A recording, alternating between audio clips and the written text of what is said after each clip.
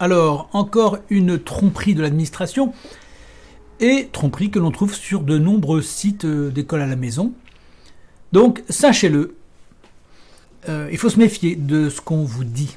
Alors, voyez-vous, j'ai ici quelqu'un qui me dit, j'indique à cette personne que si l'administration ne répondait pas favorablement à un rapport ou à une demande d'école à la maison, au bout de 2 mois, eh bien, la réponse était considérée comme favorable. Or, il circule sur Internet cette idée que non, si l'administration ne vaut pas, ça vaut un refus.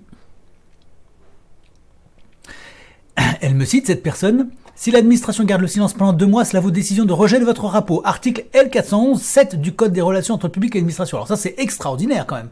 Ce rejet tacite peut également être contesté, bien qu'il soit préférable de relancer l'administration par écrit pour obtenir une réponse explicite. Eh bien, c'est complètement faux. Alors, on regarde cet article L411-7.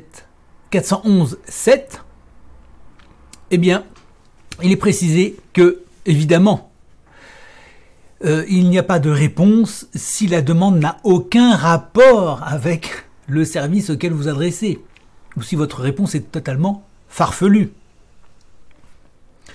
Il est bien indiqué dans les cas suivants. La demande n'a pas pour objet l'adoption d'une décision individuelle, la demande ne s'inscrit pas dans une procédure prévue par un texte législatif ou réglementaire. Autrement dit, si vous voulez, la demande, il n'y a pas de réponse de la part de l'administration, donc l'administration ne vous répond pas.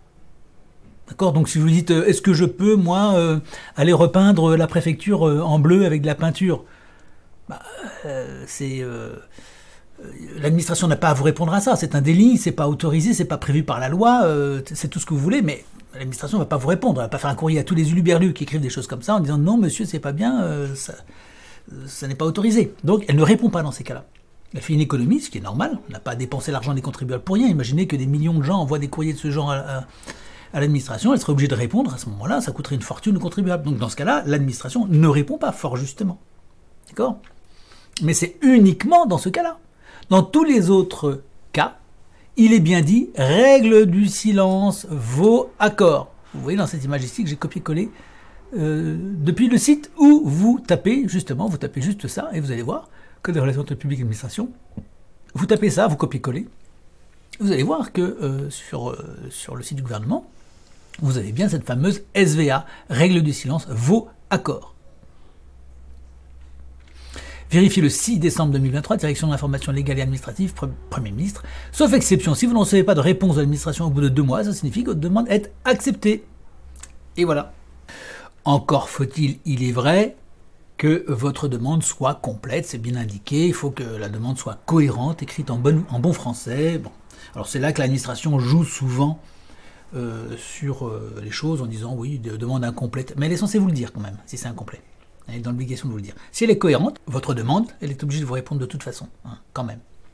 Donc, vous faites une demande d'école à la maison, il n'y a pas de réponse dans les 2 mois, eh bien vous avez le droit de la faire. C'est tout. Vous faites une contestation vous faites un rapport, il n'y a pas de réponse, c'est accepté. Vous faites l'un des recours que nous indiquons face au juge, notre formation pour gagner à tous les coups en justice, presque à tous les coups, en tout cas à chaque fois qu'on le fait bien.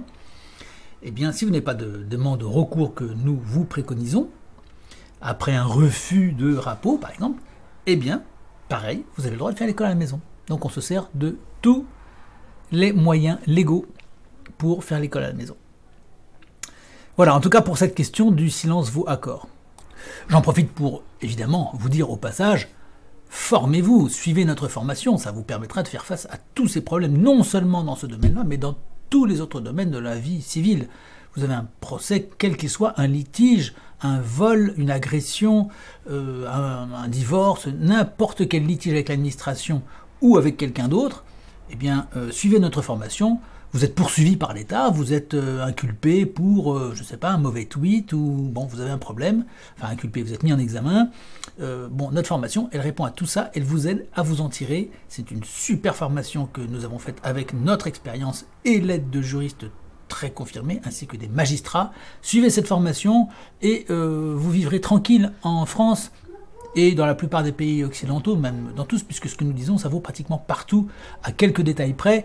La logique est la même dans pratiquement toutes les justices du monde, je pourrais dire, hein, pratiquement partout. Votre formation, celle que vous allez suivre avec nous, va vous aider. Voilà, je vous mets le lien sous la vidéo.